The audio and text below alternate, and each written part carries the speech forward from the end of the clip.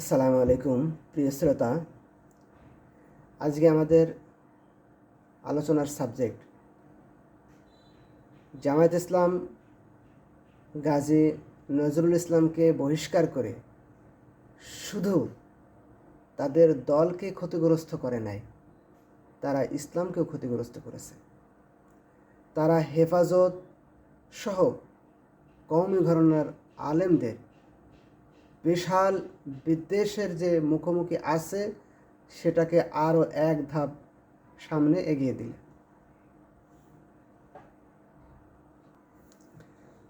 অনেকের কাছে বিষয়টি একটু জটিল মনে হতে পারে, আমরা একটু বোঝার চেষ্টা করব। আমরা যারা বাংলাদেশে নয় সারা পৃথিবীব্যাপী যারা রাজনীতি করে, রাষ্ট্র গঠন রাষ্ট্র মেরামতের কাজ করে, তাদেরও কিন্তু একটা তাদের সবারই মানে সেকুলার হোক, কমিউনিজম, নাস্তিকতাবাদ, এথিক্স যারা প্র্যাকটিস করে, হিন্দুইজম, বৌদ্ধিজম বা এই যে ইহুদিজম, জায়নিজম এবং ইসলাম, আরও বিভিন্ন রকম মতবাদ রয়েছে।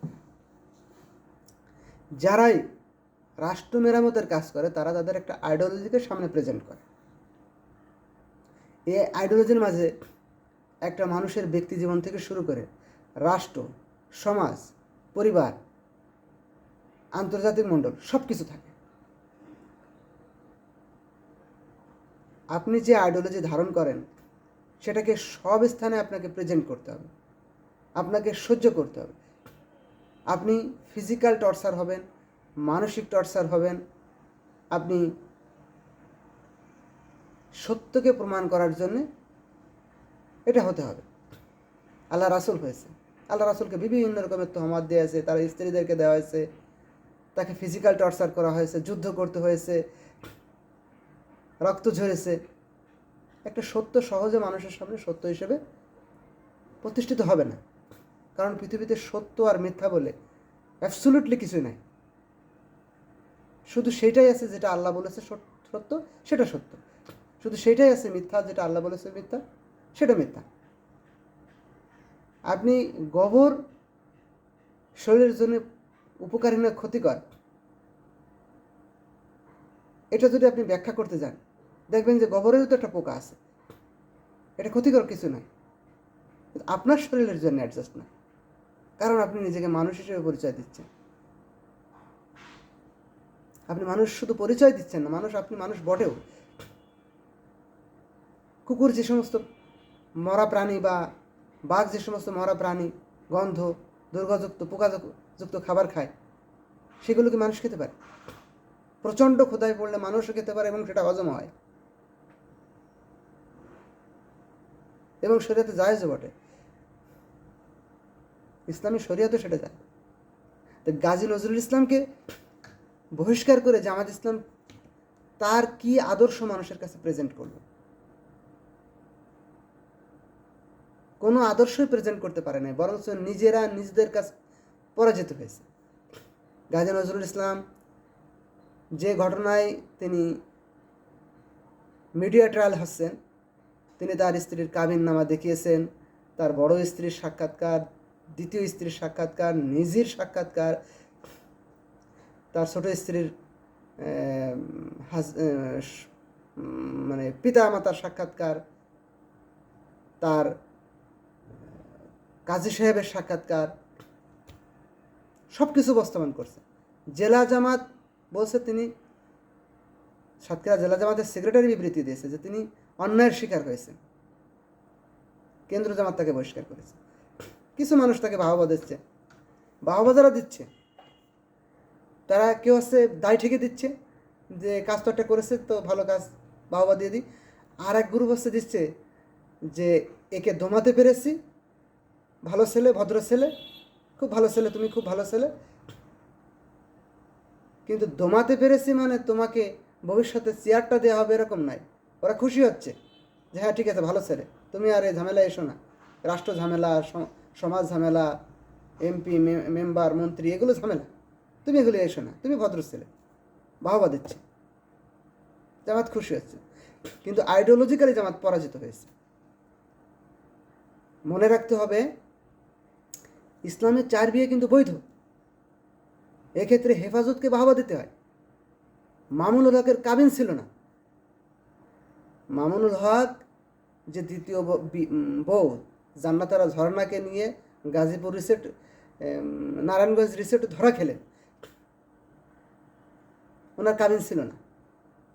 উনি জেল খেটেছে, ওনার স্ত্রী জেল খেটেছে, বছরের পর বছর মিডিয়া ট্রায়াল, রাষ্ট্র সরকার শেখ হাসিনা সবাই মিডিয়া ট্রায়াল করেছে। এমনকি বিএমপি এসে দেখেন যে মিডিয়া ট্রায়াল করছে, বিএমপি এসে পার্লামেন্টে কি হাস্যরস উপস্থাপন করেছে। তবুও হেফাজত মামুনুল হককে বহিষ্কার করে নাই, তবুও খেলাফত মজলিস মামুনুল হককে বহিষ্কার করে নাই। মামুনুল হক স্বপদে বহাল আছে। ভবিষ্যতে যারা রাষ্ট্র মেরামত করে, সেনাবাহিনী, পুলিশ, এস্টাবলিশমেন্ট, আমলা, সচিবরা, বিচার বিভাগ, ভবিষ্যতে যখন কোনো সিদ্ধান্ত দিতে যাবে তখন তারা চিন্তা করবে যে এই হেফাজত, এই মামুনুল হক চাপ দিয়ে বাঁকা করা যায় না। এরা ভদ্র ছেলে না, এরা যেটা বিশ্বাস করে সেটা করে ছাড়ে। যার কারণে দেখেন যে রাষ্ট্র যেই ক্ষমতায় আসুক তারা তাদের পা চাটে, তারা তাদের সাথে নেগোসিয়েশন করতে চায়, তারা তাদের টাকা পয়সা দিয়ে জামাতের বিরুদ্ধে লেলিয়ে দেয়, সক্ষম হয়। লক্ষ লক্ষ কোটি কোটি টাকা যখন দেয় তখন দেখে যে না, এই কওমিকরণের শিক্ষা ব্যবস্থা তো এই সেকুলারিজম, জাতীয়তাবাদ, ধর্মনিরপেক্ষতার হাতেই বেড়ে উঠছে। সুতরাং তাদের পক্ষে না বলা আমাদের আর কি যুক্তি থাকতে পারে? প্রিয় দর্শক, খেয়াল করুন, আপনাদের কাছে কয়েকটি ঘটনা তুলে ধরি। সারোয়ার তুষার, নীলা ইসরাফিল যিনি ছিলেন হাসান আরিফ, যিনি 2 বার উপদেষ্টা হয়েছেন, আগে ফখরুদ্দিনের আমলে উপদেষ্টা হয়েছেন, আবার ইউনূসের আমলে উপদেষ্টা হলেন। তার বিটার বউ কি মানসিক অমানসিক অত্যাচার করে তাকে বাড়ি থেকে বিতাড়িত করা হয়েছে। এই হাসান আরিফকে কখনো বিএনপি সমালোচনা করে না, আওয়ামী লীগ সমালোচনা করে না, কোনো বুদ্ধিজীবী সমালোচনা করে না। এই হাসান আরিফ উপদেষ্টা হতে পারে, বাংলাদেশে উপদেশ দিতে পারে বাংলাদেশকে। আর তার বিটার বউকে যখন ঝাঁটিয়ে বিদায় করা হয়েছে, এত সুন্দরী যে তাকে আবার একেবারে ইয়াং, তার চেয়ে বয়স কম হবে, কি কুপ্রস্তাব দিল, মিডিয়াতে আসলো, সে শুধু কুপ্রস্তাব দিয়েই ক্ষান্ত হয় না, সেটাকে আবার জাস্টিফাই করার জন্য আবার ফোন দিয়ে বলছে যে ওইটা বাদ দিয়ে আমরা সম্পর্ক কন্টিনিউ করি। মিডিয়া এসেছে, সেই তুষার এসে টকশোতে উপদেশ দেয় জাতিকে, এটাকে বলে পুরুষ মানুষ। এনসিপি তাকে রক্ষা করেছে, কারণ এনসিপি জানে যে এনসিপি করে বলেই তো এটা এত মিডিয়া ট্রায়াল হলো। এত মিডিয়া ট্রায়াল হতো না তো এনসিপি না করলে। সুতরাং এনসিপি যদি তাকে ডিফেন্স না করে তাহলে কে তাকে ডিফেন্স করবে? তবে এনসিপি রাজনীতি যেহেতু সেকুলার রাজনীতি, আপনি সমঝোতার মাধ্যমে যা ইচ্ছা করতে পারেন। আপনাদের মনে আছে সাকলাইনের কথা, পরিমণির কথা, পুলিশ হেডকোয়ার্টার গিয়ে এক রাত থেকে এসেছে, সাকলাইনের চাকরি গেছে, এস্টাবলিশমেন্ট কেউ কিছু বলেছে? মিডিয়ারা টুকটাক লিখেছিল, পুলিশের কাছে জিজ্ঞেস করেছে, পুলিশ বলছে সর্বোচ্চ 100 টাকা জরিমানা ধরা যায়। মানে কীভাবে মানে উপহাস করতে পারে আপনাদের আইনকে?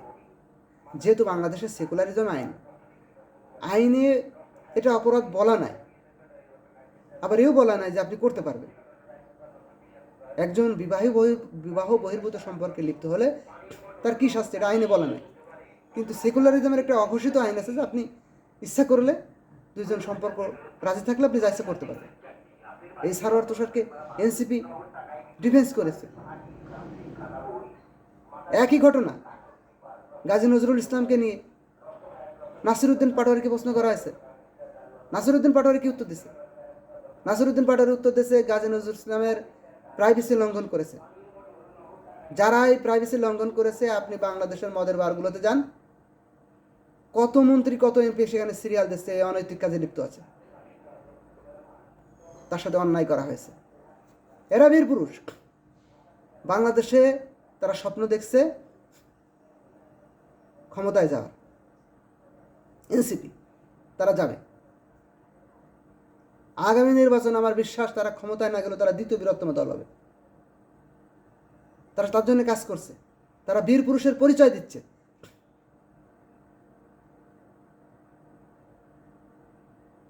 নৈতিক অবক্ষয় কাকে বলে? নুরুল হক নুরুর কথা মনে আছে? মেহেদী সাফাদের সাথে বাংলাদেশের ঘোষিত জাতীয় শত্রু ইসরায়েলের সাথে বৈঠক করে এসেছিল। শেখ হাসিনা কত কিছু বলেছে, কিছুই করতে পারেন। বিএনপির কর্নেল আকবরের কথা মনে আছে? 1991 সালে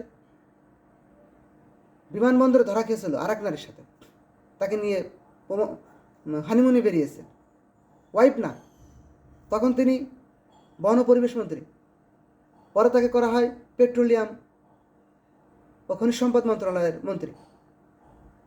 19 সালে বিএনপি যখন 96-তে পরাজিত হয়, আবার 1 সালে ক্ষমতায় আসে। 1 সালে ক্ষমতায় এসে তাকে আবার করে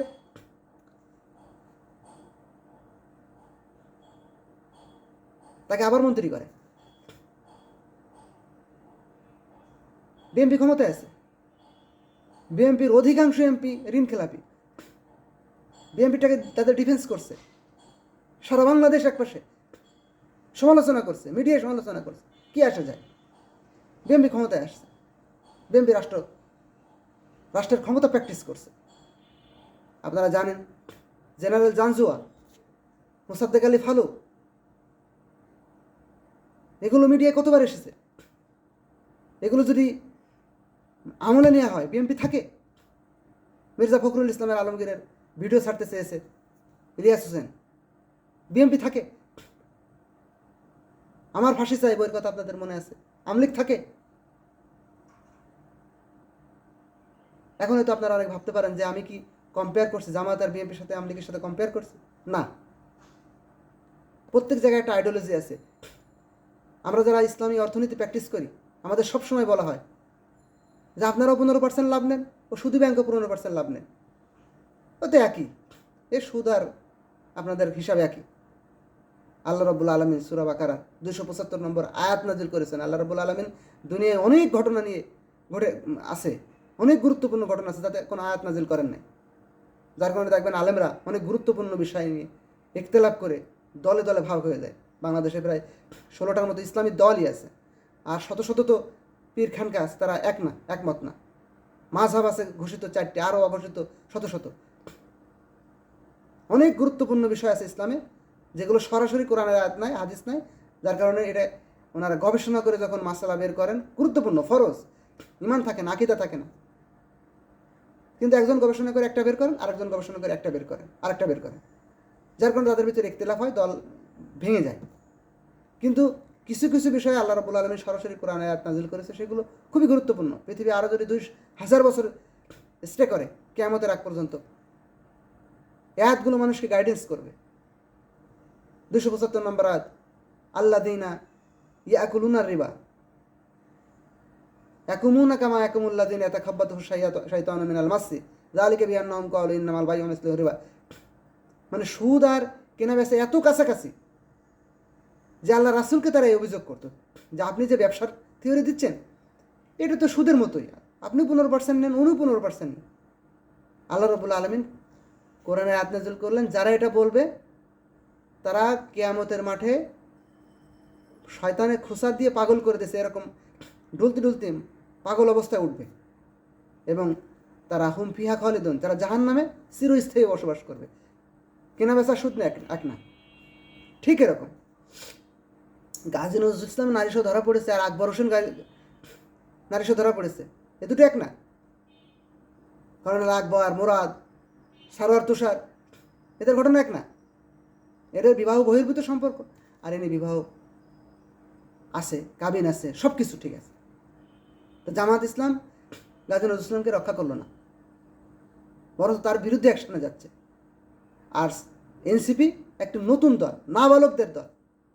তারা বুঝতে পেরেছে আমরা সেকুলারিজমে বিশ্বাস করি, আমাদের আইডিওলজিতে 2 জন রাজি থাকলে কোনো সমস্যা না।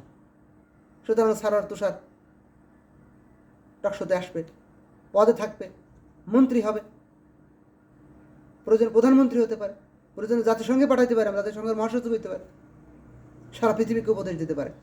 কারণ আমাদের আইডিওলজিতে বিবাহ গুরুত্বপূর্ণ না। হেফাজত সঠিক কাজ করেছে। মামুনুল হক বিবাহ 2টা থাকতে পারে, 4টা পর্যন্ত থাকতে পারে, সারা পৃথিবীর মানুষ সমালোচনা করুক, বীর পুরুষতার পরিচয় তো দিতে হবে। এই সেনাপ্রধান অবসরের পর যদি চান যে আমি আমৃত্যু দেশের নীতি নির্ধারণে থাকব, কোনো দল করব বা কোনো দলের ভিতরে থাকব, তাহলে এই সেনাপ্রধান কি করে, এস্টাবলিশমেন্ট কি করে, পুলিশ কি করে, আমলারা কি করে, তারা একটা রাজনৈতিক ব্যক্তিত্বের বায়োডাটা তৈরি করে যে এরা যখন ক্ষমতায় আসবে বা ক্ষমতার এক্সারসাইজ করবে তখন এদেরকে আমরা কীভাবে মোকাবেলা করব, বায়োডাটা তৈরি করে। জামাত ইসলাম গাজী নজরুল ইসলামকে বহিষ্কার করে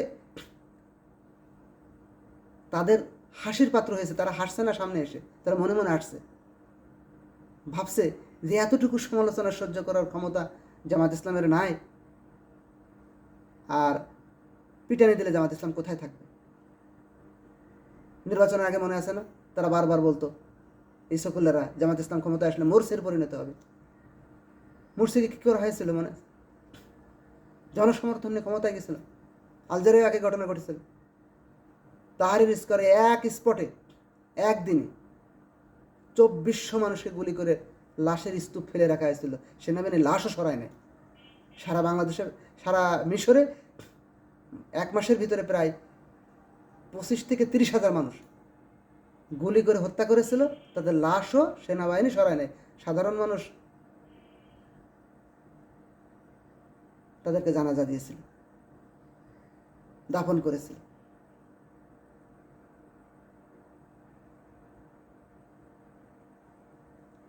বনের উদাহরণ দেখেন না, হাজার হাজার মহিষের পাল, 1-2 বাঘ গিয়ে আক্রমণ করে, তার চাহিদা মতো তার খাবার লুফে নেয়, সব দৌড়ে পালায়। আপনার নিজস্ব কোনো আইডিওলজি, পুরুষত্বের আইডিওলজি না থাকে, আপনি রাষ্ট্রের ক্ষমতা এক্সারসাইজ করতে পারবেন না, এক্সারসাইজ করতে পারবেন না। একটু মাত্র প্রশংসা নেওয়ার জন্য আপনি গাজী নজরুল ইসলামকে বহিষ্কার করলেন, আপনি কত ক্ষতি করলেন দলের, এটা বুঝতে পারবেন আরও 50 বছর আপনাকে অপেক্ষা করতে হবে এই দেশের ক্ষমতা আসার জন্য। এটাও হতে পারে ধীরে ধীরে, এইবার যদি আপনি ক্ষমতার প্র্যাকটিসে ব্যর্থ হন, আগামী 5 বছর পর এনসিপি যদি প্রধান বিরোধী দল হয়ে যায়, বাংলাদেশের জামাত ইসলাম নামক দল থাকবে না, এটা ভ্যানিশ হয়ে যাবে, যেরকম পাকিস্তানের অবস্থা দাঁড়াইছে। আপনাদের মনে আছে, আরও কিছু উদাহরণ দিই। রেলমন্ত্রী 67 বছর বয়সে বিয়ে করেছিল হনুফা আক্তার রিক্তা, রেলমন্ত্রীর ঘটা করে অনুষ্ঠান করে, লজ্জাও করে নাই। একটা বাচ্চা হচ্ছিল আর ফেসবুক পোস্ট দিচ্ছিল। ট্রাম্পের কথা মনে আছে, ক্ষমতা আসার পর অন্তত 15 জন নারী তার বিরুদ্ধে লিখিত অভিযোগ দিয়েছে যে তাকে অ্যাবিউজ করা হয়েছে। তিনি টাকা পয়সা দিয়ে মিটিয়েছেন, আদালতের মাধ্যমে টাকা পয়সা দিয়ে মিটিয়েছেন।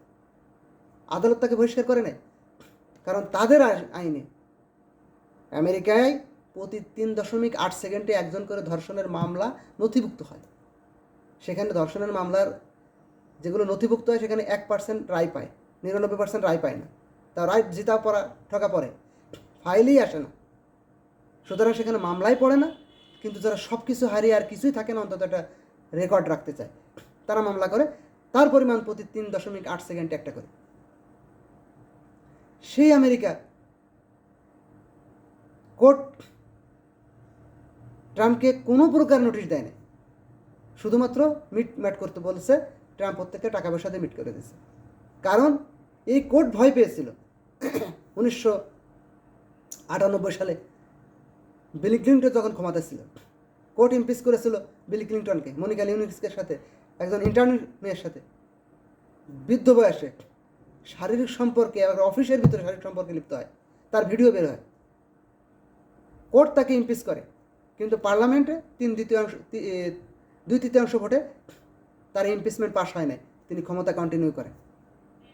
তারা বিশ্বাস করে, তাদের আইডিওলজি সেকুলারিজম, যে দুইজন রাজি থাকলে যা ইচ্ছা হতে পারে। বিল ক্লিন্টন ক্ষমতায় এক্সারসাইজ করেছে, কোর্ট ভয় পেয়েছে। ট্রাম্পের বিরুদ্ধে 15 জন মামলা করেছে, কোর্ট কোনো রায় দেয়নি। আপনি যদি ক্ষমতা এক্সারসাইজ করতে চান, তাহলে প্রথমত আপনার থাকতে হবে আইডিওলজি।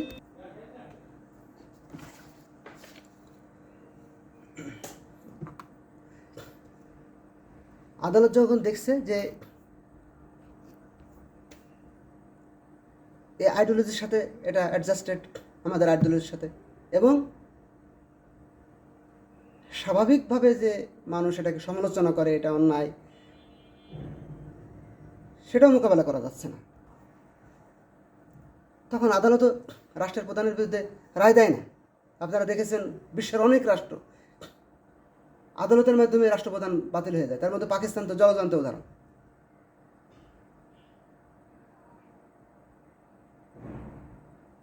মোদির স্ক্যান্ডাল জানেন,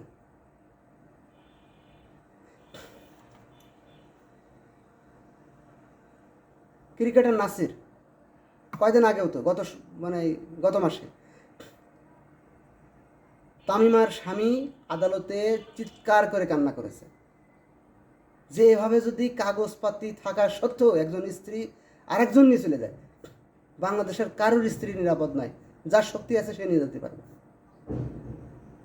নাসির ঘর করছে।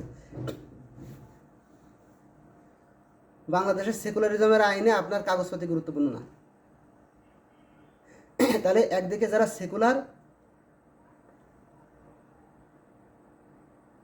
ক্রিকেটের রুবেলের কথা মনে আছে কিনা, যে হ্যাপির সাথে যে স্ক্যান্ডাল, সব কিছু মুখে আনছে না, সময় কম প্রথমত, দ্বিতীয় কথা সব কিছু মিডিয়াতে বলাও যায় না।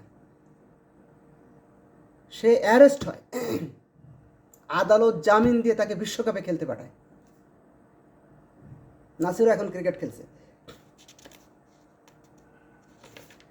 সুতরাং জামাত ইসলাম গাজী নজরুল ইসলামকে বহিষ্কার করে তাদের রাজনৈতিক মৃত্যু ঘটেছে।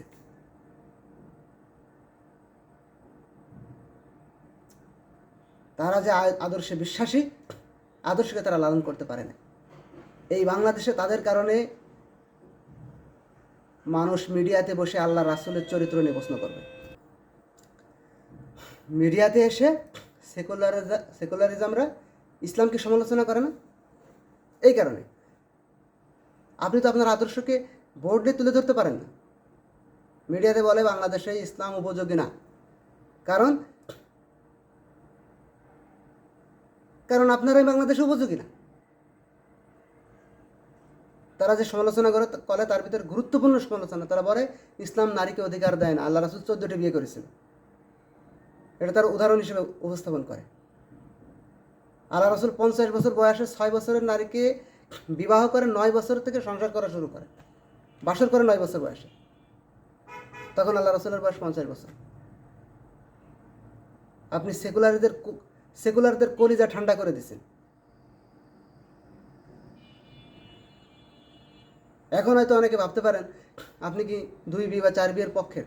অবশ্যই আল্লাহ রাব্বুল আলামিন যেটা অনুমোদন করেছে সেটার পক্ষে তো অবশ্যই, কিন্তু অনুমোদন যেখানে থাকে সেখানে কি প্রত্যেকেই 4টে করে বিয়ে করে? আপনি আরব বিশ্বে যান, সেখানে তো এক একজনের 12-14টা বউ আছে। তারা 4টার উপরে যেহেতু করা যায় না, আগেরগুলোকে তালাক দেয়, নতুন বিয়ে করে, আরেকগুলোকে তালাক দেয়, নতুন বিয়ে করে। তা সেখানে কত শতাংশ মানুষ এরকম বিয়ে করে? 1%, 2%-এর বেশি লোক এরকম বিয়ে করে না। প্রতি 100-তে বা 1000-এ একজন পাবেন যে 2টা বা 4টা বিয়ে করেছে, বা 5-7টা বেশি বিয়ে করেছে। অনুমোদন থাকলেই যে মানুষ করা শুরু করে এরকম না। পরিবার সংসার সামলানো এত সহজ জিনিস না। একটা বই বাংলাদেশের মানুষ সামলাইতে পারে না, 2 বউ কয়জনে বিয়ে করবে? এরকম পুরুষ মানুষ কয়জন আছে? কিন্তু পারিবারিক, সামাজিক, রাজনৈতিক অনেক কারণে, অর্থনৈতিক বিভিন্ন পীড়ায় পড়ে মানুষ অনেক সময় 2 বিয়ে করতে বাধ্য হয়, যেটা ইসলাম অনুমোদন রাখছে এই কারণে। আর আপনি সে আইডিওলজিকে পরাজিত করলেন। ইসলামের তো একটা আছে রাজনৈতিক আইডিওলজি, একটা আছে অর্থনৈতিক আইডিওলজি। তো রাজনৈতিক আইডিওলজিকে পরাজিত করেছেন, অর্থনৈতিক আইডিওলজিও কিন্তু তারা পরাজিত করার পথে আছে। বাংলাদেশের ইসলামী ব্যাংক ব্যবস্থাকে তারা ধ্বংস করতে চাচ্ছে। তাদেরকে আরেকটু উজ্জীবিত করে দিলেন যে আপনাদের মাজা অনেক দুর্বল, অনেক নরম, এটা প্রমাণ করে দিলেন। সুতরাং আহ্বান জানাবো, যারা ইসলামের কথা বলতে চান তারা যদি ইসলামের অধিকারগুলো নিয়ে বলতে লজ্জা পান, তাহলে ইসলামের কথা বাদ দিয়ে সেকুলারিজম করা শুরু করেন। আখিরি দাওয়ানা আলহামদুলিল্লাহি রাব্বিল আলামিন।